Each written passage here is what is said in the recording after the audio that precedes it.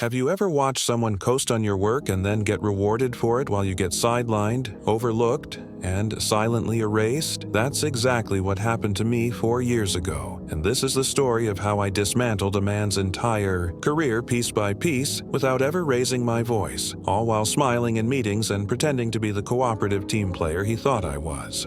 Back then, I was a mid-level software developer at a mid-sized tech company. Not a startup, not one of the big FA-ang names, but a solid, profitable enterprise where things moved slow and everyone knew each other's business. My name had quietly earned a lot of respect in engineering circles because I wasn't flashy, didn't play office politics, and let my code do the talking. I fixed broken systems, stabilized flaky platforms, and trained more junior devs than I could count. I wasn't a manager, but I was the person everyone came to when they needed a project saved. Todd, on the other hand, was my direct manager and the kind of guy who confused charisma for competence. He had slick hair, wore dress shirts 2 sizes too small, and name-dropped thought leaders in meetings like he was being graded on LinkedIn. Engagement. He loved buzzwords like synergy and scalability, but couldn't write a working function to save his life. He'd somehow talked his way into a management role years ago and had been coasting ever since. At first, I didn't care. I figured if he stayed out of my way, I'd stay out of his. But then came the client that changed everything. A large healthcare organization signed on with our firm to build a custom scheduling platform. One that required real-time capabilities, high availability, airtight security, and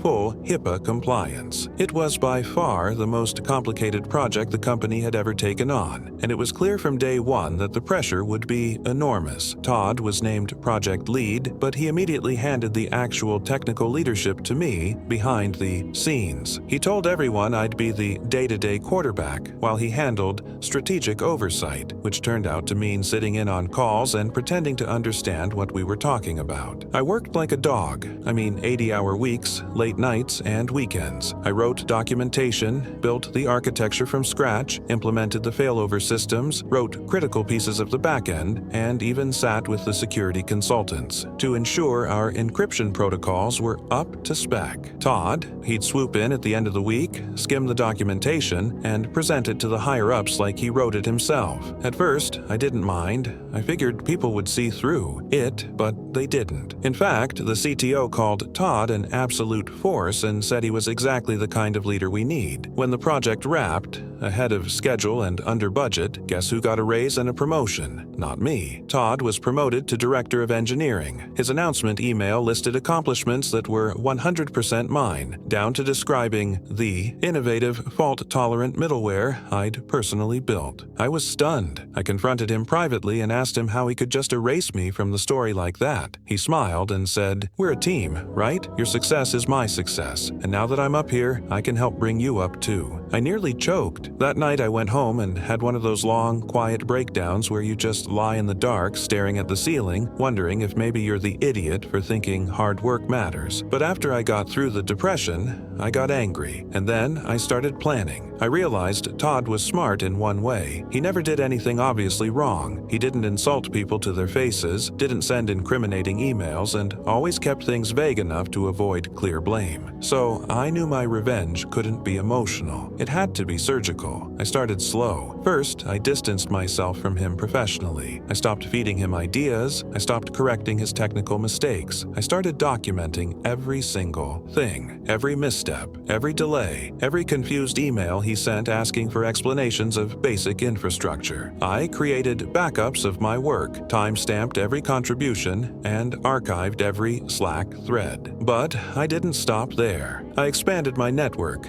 I began volunteering for cross-departmental initiatives. I offered to help marketing understand our product pipeline. I gave brown bag talks to the interns and wrote blog posts under the company banner that quietly showcased the architecture I'd designed without ever naming Todd. People started noticing. People started coming to me directly with questions they used to run through him. I started mentoring a few key junior engineers, one of whom eventually joined HR as a tech liaison. That connection became my pipeline of internal gossip. And the gossip about Todd? It was getting juicy. Turns out Todd had lied on his resume. That big-name fintech company he claimed to have helped scale, he was a junior analyst who was let go after a year. I confirmed this through a contact I'd made at a tech conference. I also learned he'd been submitting demo code to the executive team that was copied from open-source projects without attribution. But I didn't blow the whistle yet. I waited, because Todd, now drunk on power, was becoming reckless. He made a junior dev cry in a meeting by publicly mocking their pull request. He ignored repeated warnings about a data inconsistency bug that I quietly fixed behind the scenes. And worst of all, he started pitching an ambitious new AI project to the CTO based on a concept I had discussed with him privately months ago. That was the last straw. I compiled everything: the resume fraud, the open source plagiarism, the emails where he took credit for my work, the Slack messages that showed he ignored QA red flags. I wrote a 14-page report and anonymously sent it to our compliance officer, CCing only the head of HR, the CTO, and legal. The fallout was swift.